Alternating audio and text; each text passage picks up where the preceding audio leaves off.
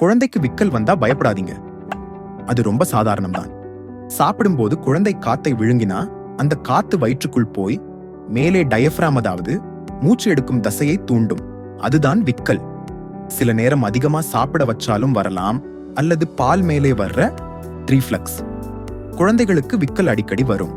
அப்படி வந்துச்சுன்னா ஒரு சிம்பிள் ட்ரிக்: குழந்தைய தோளில் எடுத்து மெதுவா பின்னாடி தட்டி ஏப்பம் போட வையுங்கள்.